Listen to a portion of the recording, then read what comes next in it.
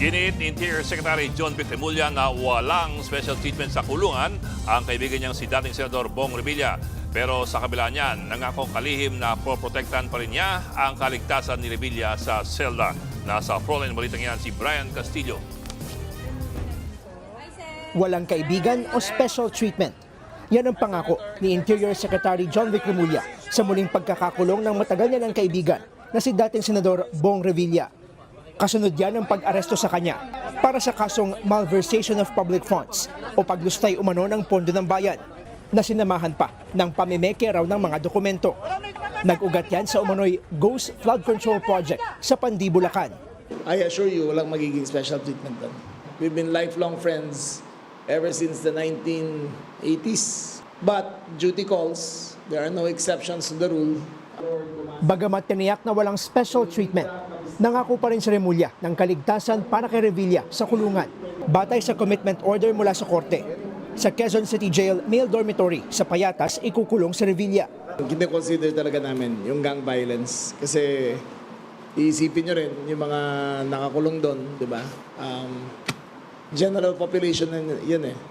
So we will take all precautions necessary to ensure his safety during the process of his trial. Kinuhaan din ng fingerprints at mugshot si Revilla, pero hindi tulad ng ibang inaresto at kapwa-akusado niyang sina Bryce Hernandez at JP Mendoza.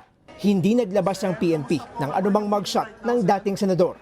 Sa kabila niyan, sabi ng PNP, pantay pa rin ang trato nila kay Revilla at iba pang preso. Just like any other prisoner or detention prisoner, he was treated the same.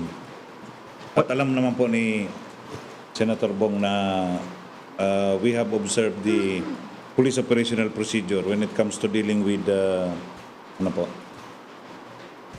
Kagabi lang nang sumuko ang senador sa Camp Crame sa Quezon City. Iginiit din niyang wala raw due process ang kanyang pagkaaresto. Pero sabi ng PNP, naaayon sa batas at karapatan ni Revilla ang pagsilbi sa kanya ng arrest warrant. Hinikayat din ng PNP ang iba pang pugante na tularan nila si Revilla na kusa na lang sumuko. Dahil kung hindi, mga pulis na raw ang tutugis sa kanila. Nagbabalita mula sa frontline, Brian Castillo, News 5. Mga kapatid, Ed Lingaw po, maging maalam at may pakialam sa mga napapanahong balita sa ating bansa. Para sa mas malilimang pagtalakay at paghimay sa mga issue at headlines, mag-follow at mag-subscribe sa social media pages ng News 5.